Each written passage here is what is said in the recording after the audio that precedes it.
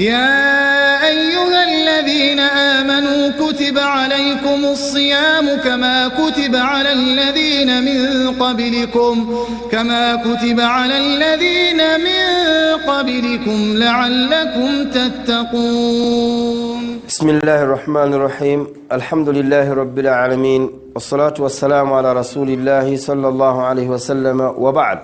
نعم baganda bange ne bannyinaze mwenna abakyekuumidde mu mbeera y'okunoonya okuyiga eddiini y'owekitiibwa Allah subhanahu wa ta'ala, tumusaba owekitiibwa Allah subhanahu wa ta'ala abeere nga atukuumira ku mbeera eyo okutuusa lwe tunaabeera nga tumusinkana ng'era tuli mu mbeera eyo. Kuba tusinkana ebintu owekitiibwa nabbi sallallahu alaihi wasallama byabeera nga asaba Allah subhanahu wa ta'ala, teyamusaba kintu kirala kyonna kyonna abeere nga akimwongera illa al-ilm. Allah subhanahu wa ta'ala agamba waqul rabbi zidni ilma, ngasaba nabbi sallallahu alaihi wasallam owekitiibwa Allah subhanahu wa ta'ala abeere nga amwongera okumanya, abeere nga amwongera okumanya.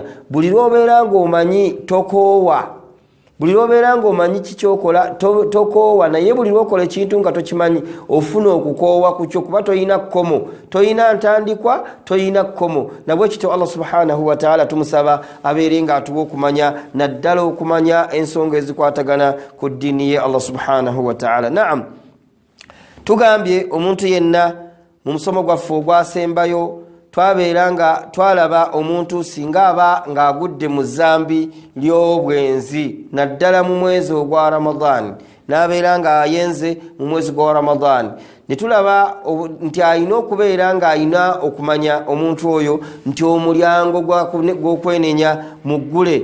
Naam, tatwagala tubeere nga tugenda mu maaso n'omulyango ogwo mwe tujja okubeera nga tulabira omuntu kuki kwolabira nti tawubayo oba okwenenyako kwewenenyereza eri Allah subhanahu wa ta'ala kukkiriziddwa. Naam, owekitiibwa sallallahu alaihi wasallama okusookera ddala atutegeeza n'atugamba inna allaha yabsutu yadahu billayli liyatuuba musii'u nnahari. Mazima wekitiibwa Allah subhanahu wa ta'ala yabusutu yadahu, ayanjuluza emikono gye. Naam, Allah subhanahu wa ta'ala alahu yadun, Allah ayina omukono. Nu'minu bidhalika, nti Allah subhanahu wa ta'ala ayina omukono. Omukono gwa Allah gufaanana gutya? La na'lamu kayfiyatuha, titumanyi omukono gwa Allah subhanahu wa ta'ala gufaanana gutya, naye nga kyetukakasa obulungi ti Allah subhanahu wa ta'ala ayina omukono. Naam, Allah subhanahu wa ta'ala yabusutu yadahu billayli liyatuuba musii'u nnahari. Owekitiibwa Allah subhanahu wa ta'ala ayanjuluza emikono gye abantu basobole okubeera nga bakola ki? Nga beenenya abasobeza Allah subhanahu wa ta'ala mwemisana. Buli lwobanga okoze ezambi lyonna emisana, Allah subhanahu wa ta'ala ayagala obeere nga ekiro dduka gyali obeere nga omwenenyeza. Naam, wayabusutu yadahu billayli, nabwe kityo Allah subhanahu wa ta'ala ayanjuluza emikono gye ekiro liyatuuba musii'u nnahari, abakoze amazambi emisana babeere nga beenenya, abakoze amazambi ekiro mubeere nga mwenenya. Naam, hatta tatlu'a ash-shams, okutuusa enjuba nolwevaayo. Baddu ba Allah subhanahu wa ta'ala, tetwandibadde ng'omuntu asigala ng'akyalina ezambi. Wulira ni'ima Allah subhanahu wa ta'ala gyakwagalamu. Zuukuka ekiro omanye nti nina kye nanyoomyemu Allah subhanahu wa ta'ala, obeere ng'ofubutukayo, obeere ng'ogamba Allah subhanahu wa ta'ala aznabtu kadha, ayi Allah nakunyizizza mu nsonga bweti, naye nkusaba Allah subhanahu wa ta'ala obeere ng'onsonyiwa. Ojja musanga nga Allah subhanahu wa ta'ala waali. Inna allaha yabsutu yadahu billayli liyatuuba musii'u nnahari. Allah subhanahu wa ta'ala ajjayo omukono gwe bayanjuluza emikono gye, n'abeera nga yeetaaga abamunyoomye ekiro babeere nga beenenya emisana. Nabwe ekito n'ayanjuluza emikono gye Allah subhanahu wa ta'ala abamunyoomye emisana babeere nga beenenya ekiro. Naam, okutuusa enjuba lwekola ki? Lwegwa oba okutuusa enjuba lwevaayo. Naam, abakoze emisango ekiro babeere nga bamwenenyeza Allah subhanahu wa ta'ala okutuusa enjuba lwegwa. Naam, nabwe kityo abakoze emisango emisana babeera nga Allah subhanahu wa ta'ala ajja gye bali babeere nga bamwenenyeza Allah subhanahu wa ta'ala okutuusa enjuba lwevaayo. bannange tusobola okufunayo omutonzi atali oyo Allah subhanahu wa ta'ala kukusaasira okwo n'omunyoma yeye nnyini ate nakugulirawo amakubo ogobawenenyezaamu tusobola kubeera ng'osanga yatali oyo Allah subhanahu wa ta'ala. Naam, hadisi eyo rawahu Muslim min hadisi abi Musa. Naam, wa akhraja Tirmiziyu, ne Tirmiziyu aleta hadisi endala n'abeera nga atugamba an Anas ibn Malik radiyallahu ta'ala anhu qala sami'tu rasulallahi sallallahu alayhi wa sallam, nawulira ow'ekitiibwa sallallahu alayhi wa sallam okusiima kwa Allah n'emirembe bibeereku ye yaqulu nga agamba. Wano kiba kitegeeza nti yaliwo mu kiseera nabbi sallallahu alayhi wa sallam we yakola ki, we yayogerera ebigambo bino. Kale hadisi eyo tugitwala nga ntuufu mu hadisi entuufu eza ddala ddala. Qala agamba qala Allahu ta'ala, Allah subhanahu wa ta'ala agamba yabna adama, ulira okoowola Allah subhanahu wa ta'ala kwakoowolamu okulungi. Yabna adama,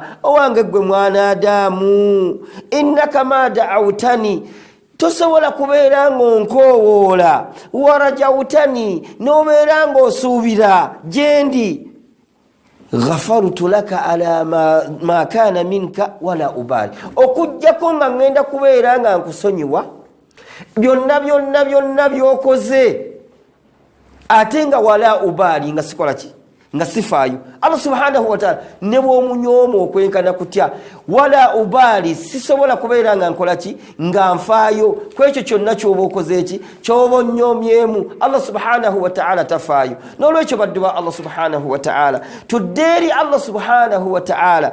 Gwe bw'obanga omunyoomye totunuulira zambi kiri okoze, wabula tunuulira gw'onyoomye ne kiki kyakugamba. Allah subhanahu wa ta'ala akwagala obeere ng'odda gy'oli. Naam, n'agamba Allah subhanahu wa ta'ala yabna adama, owange gwe omwana Adamu, law balagat zunubuka, singa ebibi byo biba biwezezza anana samai, nga bwolaba eggulu ng'ebibi byo bibaba babikuŋŋaanyizza nga bisobola okubeera nga bijjuza. Subhanallah.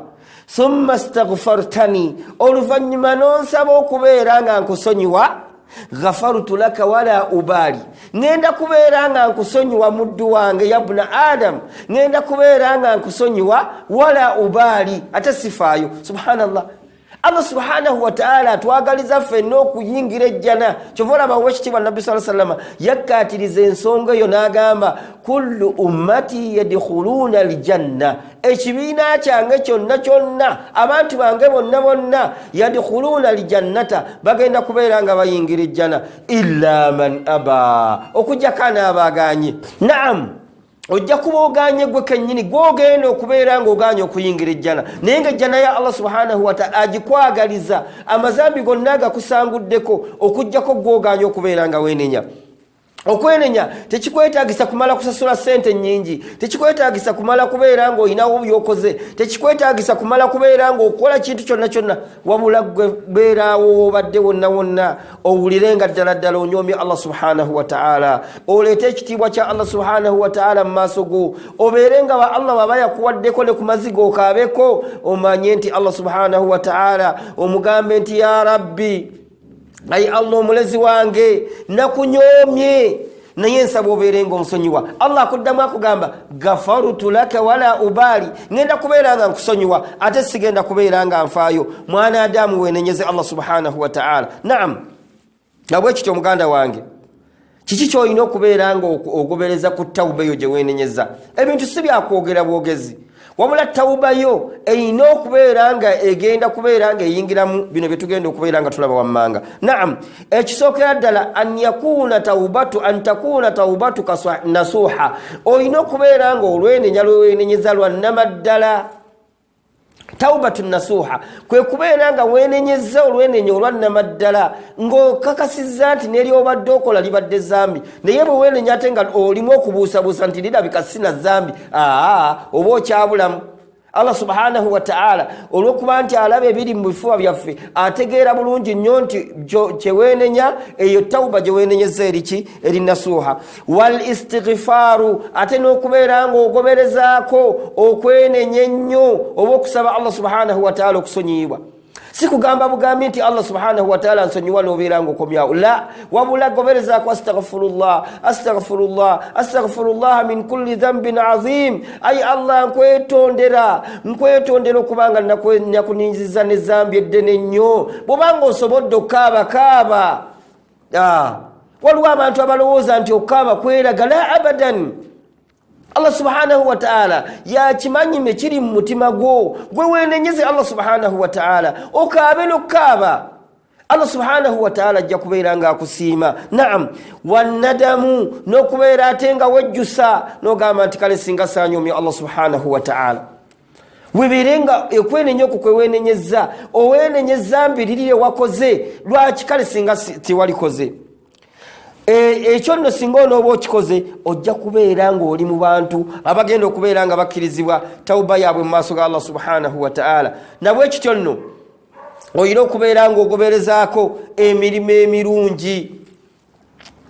emirungi n'okwewala amazambi twagambye ezambi ly'obwenzi ng'obadde oyagala okulyewala weewala amakubo agakutuusa ku bwenzi ne tukubayo ebifaananyi ne tugamba nti amakubo nga ki okugeza ng'okukwata abakyala mu ngalo naam okusekeeseka ennyo n'abakyala buli ddakiika kijja kukuleetera okubeera ng'ofuuka famiriya kubo obeere ng'obamanyiira nnyo obeere nga n'okubagamba nti nkwagala nga tekikyalimu n'olwekyo muganda wange beera nga odde eri Allah subhanahu wa ta'ala singa onooba okoze ekintu ekyo Allah subhanahu wa ta'ala ajja kukusonyiwa naam nabwe kityo nno wakad dhakara ahlu lilmi baulama baffe ab'ekitiibwa bayina obuntu bwe balondayo oba obulombolombo oba obubonero obulaga nti anna al abda kad sadaqa fi taubatihi nti omuddu oyo Allah subhanahu wa ta'ala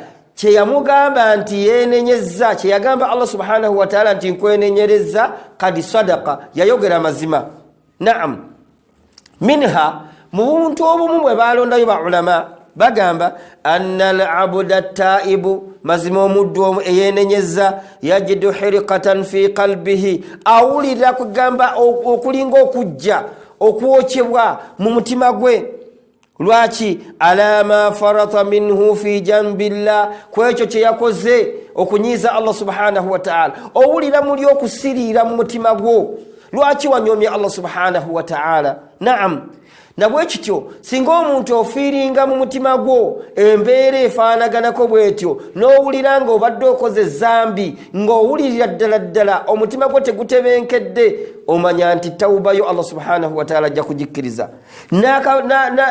n'akabonero akalaga akalala annahu yanzuru linafsihi omuntu ono yeetunuulira biaini taksiri fi haqqi llahi aljalid ng'akendezezza ebyo Allah subhanahu wa ta'ala byamwagalamu tatuukiriza ebyo Allah subhanahu wa ta'ala byamwagalamu lwaki ku lw'okumunyooma namwe kyekiddirira fayakunu ashadda tajafiyan an dhambi wa an asbabi ekiddirira ki omuntu ono ajja kubeera ng'abeera wala nnyo n'obuntu obusobola okubeera nga bumutuusa ku zambiriri ajja kubeera nga abeera wala nnyo n'obulombolombo oba n'ebintu byasobola okubeera nga ayitamu okutuuka ku zambi eryo waminha era mulimu mu bintu ebyo oba obubonero obulaga nti tawuba y'omuntu ekkiriziddwa annahu yamiiru ila al-iqbali ala rabbihi wa mawlaahu omuntu ono buli kaseera abeera awankawanka okudda eri Allah subhanahu wa ta'ala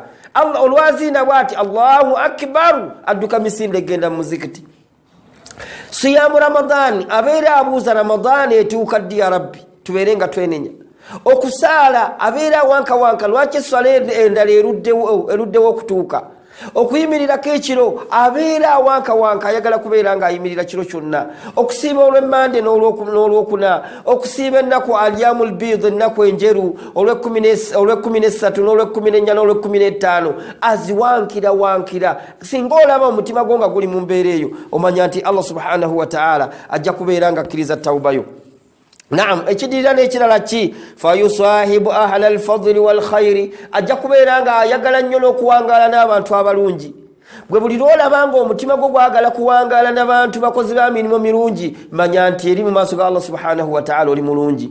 naye buli lwolabanga omutima gwo gwegomba nnyo okubeera ne bafujjaalwa aboononefu abenzi bwe tugenda okubanoonya naawe tukusanga mwoli. toli mwenzi wabula bo b'oyagala. of course time ojja kutuuka babeere nga bakusika. nabwe kityo abantu abo beewale. Nabbi sallallahu alaihi wasallam yatukubiriza omuntu nga ayagadde okubeera nga awangaala obulungi abeere nga alonda man yusahib, ani abeera mukwano gwe. Naam. wa yuqati'u asdiqa as-su'i, omuntu ono ajja kubeera nga yeetema ku bantu abaki, abantu ababi, abantu abatamanyi Allah subhanahu wa ta'ala, abantu abayaye, abantu abakumpanya, abantu abalyazamanya, abantu abenzi, abantu ababbi, abo bonna ogenda kubeera nga obeewala. togenda kubeera nga okola ki, ng'owangaala nabo. wayanzuru ila tawfiqi llahi lahu bitawba, era kyojja okuba nga olindirira kubeera nga Allah subhanahu wa ta'ala akkiriza tawba yo.